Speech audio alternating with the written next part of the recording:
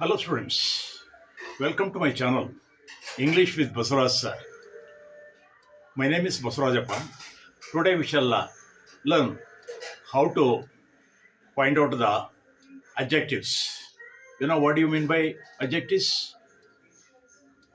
Adjectives are the words used to describe a person or a thing like that. Their qualities, their character, their number, their quantities. ಅಂದರೆ ಇವತ್ತು ನಾವು ಅಡ್ಜೆಕ್ಟಿವ್ಸ್ಗಳನ್ನು ಗುರುತು ಮಾಡೋದನ್ನು ತಿಳ್ಕೊಳ್ಳೋಣ. ವಾಕ್ಯಗಳಲ್ಲಿ ಹೇಗೆ ಪತ್ತೆ ಹಚ್ಚೋದು? ಅಡ್ಜೆಕ್ಟಿವ್ಸ್ ಅಂದರೆ ಗುಣವಾಚಕ, ಡಿಸ್ಕ್ರೈಬಿಂಗ್ ವರ್ಡ್, ವರ್ಣಿಸುವ ಪದಗಳು. Is a good boy, good ಅನ್ನೋದು adjective. Is a kind man, kind ಅನ್ನೋದು adjective. She is a beautiful girl, ಅವಳು ಸುಂದರವಾದ ಹುಡುಗಿ, ಸುಂದರವಾದ ಅನ್ನೋದು ಅಡ್ಜೆಕ್ಟಿವ್. ಅಡ್ಜೆಕ್ಟಿವ್ ಅಂದರೆ ಗುಣವಾಚಕ, ಅಂದರೆ ಗುಣವನ್ನು, ಒಂದು ಚಾರಿತ್ರ್ಯವನ್ನು ಹೇಳ್ತಕ್ಕಂಥ ಆ ಸ್ವಭಾವವನ್ನು, ಆಕೃತಿಯನ್ನು, ಗಾತ್ರವನ್ನು ಹೇಳ್ತಕ್ಕಂಥ. I have a big house, ಅಲ್ಲಿ ಬಿಗ್ ಅನ್ನೋದು ಅಡ್ಜೆಕ್ಟಿವ್. ಈಗ ನೋಡೋಣ ಈ ವಾಕ್ಯದಲ್ಲಿ ಯಾವುದು ಅಡ್ಜೆಕ್ಟಿವ್ ಅಂತ ತಿಳ್ಕೊಳ್ಳೋಣ. Identify the adjectives in the following sentences. ಈ ವಾಕ್ಯಗಳಲ್ಲಿ ಅಡ್ಜೆಕ್ಟಿವ್ಗಳನ್ನು ಪತ್ತೆ ಹಚ್ಚಿ. ಬರಲೇದು, the seagull is an aquatic bird. Seagull, gull ಪಕ್ಷಿ, ಅದೊಂದು ಹಕ್ಕಿ, ಬಿಗ್ ಬರ್ಡ್. ಅದು ಸಾಮಾನ್ಯವಾಗಿ ಅದು ಸಮುದ್ರದಲ್ಲಿ ಇರುತ್ತೆ. ಅದು it lives in the sea. It was getting food from there after catching the fish. ಅಂದರೆ ಮೀನು ಹಿಡಿದು ತಿಂದು ಅದು ಜೀವನ ಮಾಡುತ್ತೆ, ಸೀನಲ್ಲಿರುತ್ತೆ. Seagull is an aquatic bird, ಅದು ಸಮುದ್ರದ ಹಕ್ಕಿ. What kind of bird was seagull? Seagull ಎಂಥ ಹಕ್ಕಿ ಅಂದರೆ ಆಕ್ವಾಟಿಕ್. ಅಂದರೆ ಆಕ್ವಾಟಿಕ್ ಅನ್ನೋದು ಅಕ್ವಾಟಿಕ್ ಅನ್ನೋದು ಅಡ್ಜೆಕ್ಟಿವ್. ಇಲ್ಲಿ ಎರಡನೇ ನೋಡೋಣ. The Ajanta caves have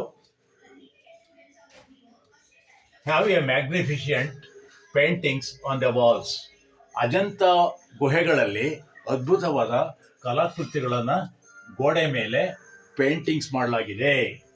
Ajanta caves, it's in ಮಹಾರಾಷ್ಟ್ರದಲ್ಲಿ ಇದಿದೆ ಅಜಂತ ಕೇವ್ಸ್. ಅಂದರೆ ಅಪೂರ್ವವಾದ ಕಲಾಕೃತಿಗಳನ್ನು ಚಿತ್ರಿಸಿದ್ದಾರೆ. ಅಪೂರ್ವವಾದಂಥ ಚಿತ್ರಗಳನ್ನು, ವರ್ಣಮಯ ಚಿತ್ರಗಳನ್ನು, ವರ್ಣಚಿತ್ರಗಳನ್ನು ಇವೆ ಅಜಂತ ಕೇವ್ಸ್ ಅಲ್ಲಿ. ಅಲ್ಲಿ ಅಡ್ಜೆಕ್ಟಿವ್ ಯಾವುದು ಅಂದರೆ ಮ್ಯಾಗ್ನಿಫಿಷಿಯಂಟ್, ಅದ್ಭುತವಾದವು. ಮ್ಯಾಗ್ನಿಫಿಷಿಯಂಟ್. ನೆಕ್ಸ್ಟ್ ನೋಡೋಣ. He wrote an account of his early life. ಅವನು ತನ್ನ ಬಾಲ್ಯದ ಜೀವನವನ್ನು ಬರೆದನು.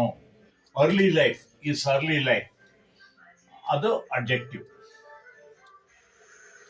ಈಸ್ ಅರ್ಲಿ ಲೈಫ್, ಅದು ಅಡ್ಜೆಕ್ಟಿವ್. ನೆಕ್ಸ್ಟ್ ನೋಡೋಣ. The king was a great pattern of art and architecture. ಆ ರಾಜ ಒಬ್ಬ ದೊಡ್ಡ ಕಲೆ ಮತ್ತು ಶಿಲ್ಪಕಲೆಗೆ ಹೆಚ್ಚು ಪ್ರೋತ್ಸಾಹವನ್ನು ಕೊಡ್ತಾ ಇದ್ದ, ಧನ ಸಹಾಯವನ್ನು ಮಾಡ್ತಾ ಇದ್ದ, ಅವ್ರಿಗೆ ಹೆಚ್ಚು ಸಪೋರ್ಟ್ ಮಾಡ್ತಾ ಇದ್ದ. ಪ್ಯಾಟರ್ನ್ ಅಂದರೆ ಸಪೋರ್ಟ್. ಇಲ್ಲಿ ಅಡ್ಜೆಕ್ಟಿವ್ ಯಾವುದು ಅಂದರೆ ಗ್ರೇಟ್ ಪ್ಯಾಟರ್ನ್. ಗ್ರೇಟ್ ಪ್ಯಾಟರ್ನ್,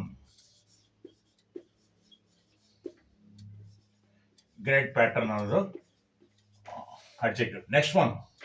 ಅಮೋಘ ವರ್ಷ was the greatest king of the Rashtrakuta dynasty. ರಾಷ್ಟ್ರಕೂಟರ ಒಂದು ವಂಶದಲ್ಲಿ, ಅವರ ರಾಜ್ಯಾಡಳಿತದಲ್ಲಿ ಅಮೋಘ ವರ್ಷನು ಬಹಳ ಎತ್ತರದ ರಾಜ, ಬಹಳ ಅದ್ಭುತವಾದಂತಹ ಮಹಾನ್ ರಾಜ. ಅಲ್ಲಿ ದ ಗ್ರೇಟೆಸ್ಟ್, ಅದು ಅಡ್ಜೆಕ್ಟಿವ್. ನೆಕ್ಸ್ಟ್ ನೋಡೋಣ. Sky driving is N extreme sport. Sky driving ಅದು ಆಕಾಶದಲ್ಲಿ ಹಾರೋದು. ಆಕಾಶದಲ್ಲಿ ಯುದ್ಧವಿಮಾನಗಳನ್ನು ನಡೆಸೋದು, ಅವೆಲ್ಲ ಹಾರೋದು, ಅದು ತುಂಬ ಅದ್ಭುತವಾದಂತಹ ಒಂದು ಕಲೆ, ಅದ್ಭುತವಾದಂತಹ ಒಂದು ಕ್ರೀಡೆ. ಎಕ್ಸ್ಟ್ರೀಮ್ ಅನ್ನೋದು ಅಲ್ಲಿ ಅಡ್ಜೆಕ್ಟಿವ್. ಈಗ ಮತ್ತಷ್ಟು ಎಕ್ಸಾಂಪಲ್ಗಳನ್ನು ನಾವು ಗಮನಿಸೋಣ.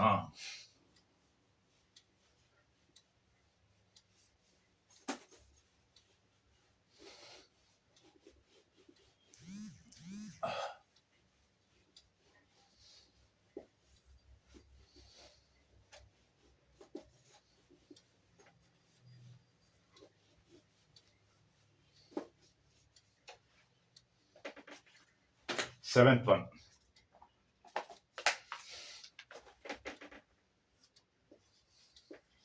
We ought to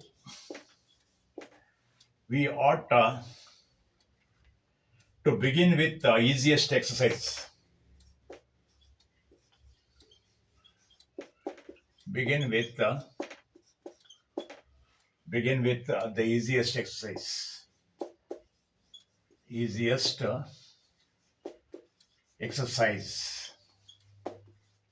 Easiest exercises. ನಾವು ಸುಲಭವಾದಂತಹ ವ್ಯಾಯಾಮಗಳನ್ನು ಮಾಡುವುದರ ಮೂಲಕ ಪ್ರಾರಂಭಿಸಬೇಕು.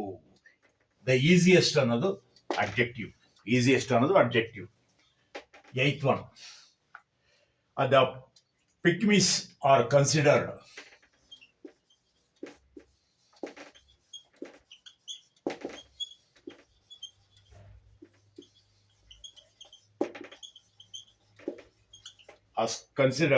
the first inhabitants of Africa. The first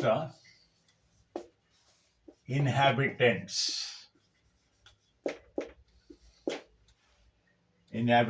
of Africa. ಅಂದ್ರೇನು? ಪಿಗ್ಮಿಗಳು ಆಫ್ರಿಕಾದಲ್ಲಿ ಮೊಟ್ಟ ಮೊದಲು ನೆಲೆಗೊಂಡವರು, ಮೊಟ್ಟ ಮೊದಲು ವಾಸ ಮಾಡ್ತಿದ್ದವರು ಆಫ್ರಿಕಾದಲ್ಲಿ ಯಾರು ಅಂದ್ರೆ ಪಿಗ್ಮಿ ಪೀಸ್. ಅಲ್ಲಿ ದ ಫಸ್ಟ್ ಇನ್ಹ್ಯಾಬಿಟೆಂಟ್ಸ್ ಮೂಲ ನಿವಾಸಿಗಳು.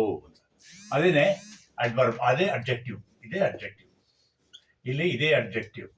ಯಾವುದು? The easiest. Ninth. She has been teaching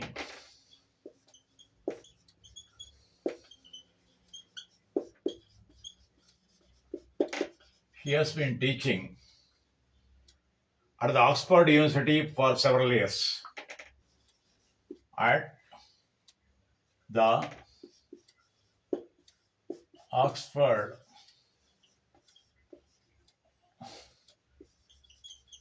University for several years. ಆಕೆ ಆಕ್ಸ್ಫರ್ಡ್ ಯೂನಿವರ್ಸಿಟಿಲಿ ಅನೇಕ ವರ್ಷ ಸೇವೆ ಮಾಡಿದಳು, ಪಾಠ ಮಾಡಿದಳು, ಬೋಧನೆ ಮಾಡಿದಳು. She has been teaching at the Oxford University for several years. ಇಲ್ಲಿ ಅಬ್ಜೆಕ್ಟಿವ್ ಯಾವುದು ಅಂತಂದ್ರೆ, ಅವಳು ಸೆವೆರಲ್ ಇಯರ್ಸ್ ಸರ್ವ್ ಮಾಡಿದ್ರಲ್ಲ, ಅದೇನೇ ಅಬ್ಜೆಕ್ಟಿವ್. ಎಷ್ಟು ವರ್ಷ ಅಂದ್ರೆ several years.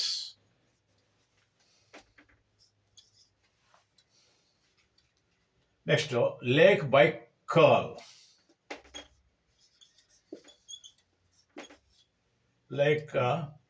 Baikal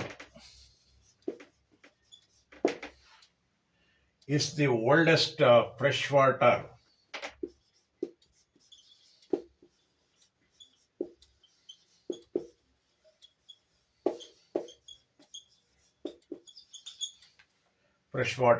on the earth.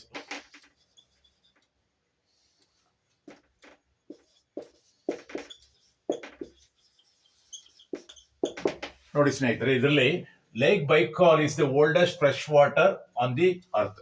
ಭೂಮಿ ಮೇಲೆ ಅತ್ಯಂತ ಪರಿಶುದ್ಧವಾದ ನೀರು ಎಲ್ಲಿದೆ ಅಂತಂದ್ರೆ ಈ ಸರೋವರದಲ್ಲಿದೆ. ಲೇಕ್ ಬೈಕಾಲ್ ಅನ್ನೋದು ತುಂಬಾ ಹಳೆ ಕಾಲದ ಸರೋವರ.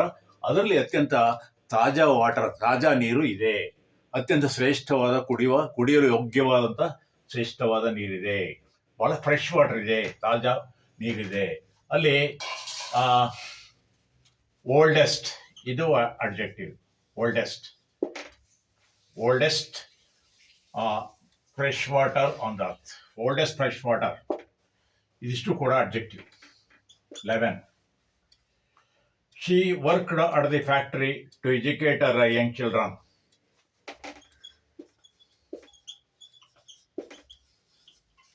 She worked at the factory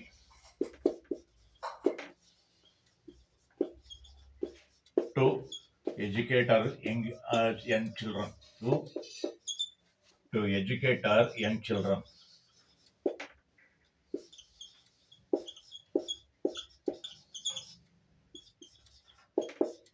ಇದೇನು?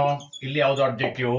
ಈ ಲೈನ್ ಅಲ್ಲಿ she worked at the factory to educate to educate her young children. ಅವಳು ಫ್ಯಾಕ್ಟ್ರಿಲಿ ವರ್ಕ್ ಮಾಡ್ತಾಳೆ. ಯಾಕೆಂದರೆ ತನ್ನ ಚಿಕ್ಕ ಮಕ್ಕಳ ವಿದ್ಯಾಭ್ಯಾಸ ಮಾಡಿಸುವ ಸಲುವಾಗಿ.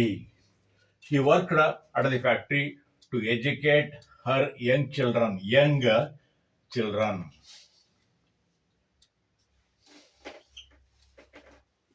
12. Stephen Hawking was a brilliant astrophysicist. Stephen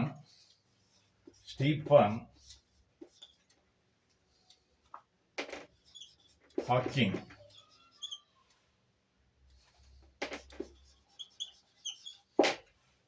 was a brilliant astrophysicist.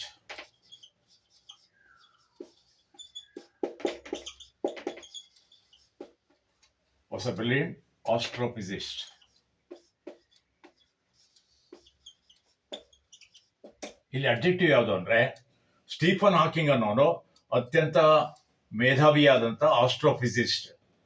Was a brilliant. He was a brilliant astrophysicist. ಅದು ಯಾವುದು objective. Question number 13. Listening to the lecture was an enriching experience.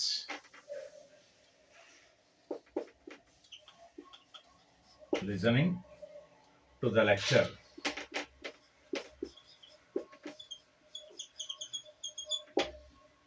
was an enriching experience.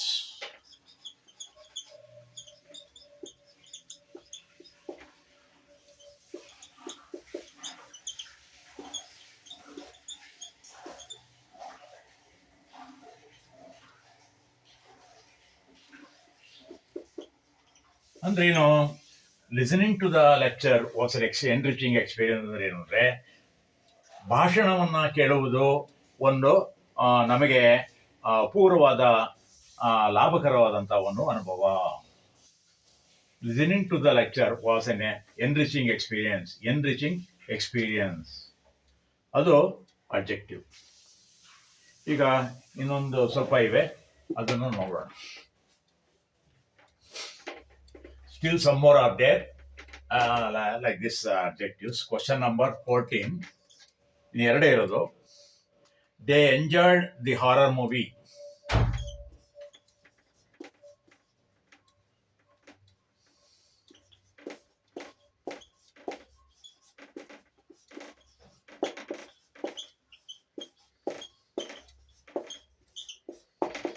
ಇಲ್ಲಿ ಅವರು ಭಯಾನಕ ಸಿನಿಮಾಗಳನ್ನ enjoy ಮಾಡಿದ್ರು, ನೋಡಿ ಖುಷಿ ಪಟ್ರು. Horror ಇದು objective. What kind of movie did enjoy? Horror ಅನ್ನೋದು ಅಬ್ಜೆಕ್ಟಿವ್, ಭಯಾನಕ movie. Question number 15, last one. The range of the lofty mountains. Range of the lofty mountains. Range of the lofty mountains surrounded the Green Valley.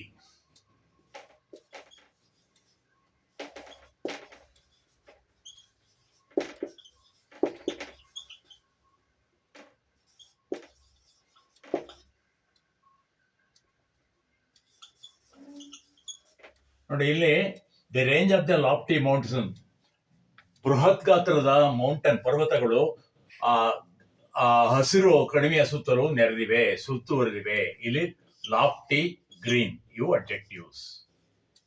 Lofty, green. ಗೊತ್ತಾಯ್ತಲ್ಲ ಸ್ನೇಹಿತರೆ, ಇದಿಷ್ಟು ಕೂಡ ಇವತ್ತಿನ ಅಬ್ಜೆಕ್ಟಿವ್ಸ್ಗೆ ಸಂಬಂಧಪಟ್ಟಂಥ ಪಾಠ. ಈ ನನ್ನ ವಿಡಿಯೋ ಇಷ್ಟ ಆದರೆ ದಯವಿಟ್ಟು ಲೈಕ್ ಮಾಡಿ, ಶೇರ್ ಮಾಡಿ. ಹಾಗೆ ಓದೋರು ದಯವಿಟ್ಟು ತಪ್ಪದೆ ಸಬ್ಸ್ಕ್ರೈಬ್ ಆಗಿ ಅಂತ ಹೇಳ್ತಾ ನಿಮ್ಮೆಲ್ರಿಗೂ ಕೂಡ ಧನ್ಯವಾದಗಳನ್ನು ಅರ್ಪಿಸ್ತೇನೆ. Thank you.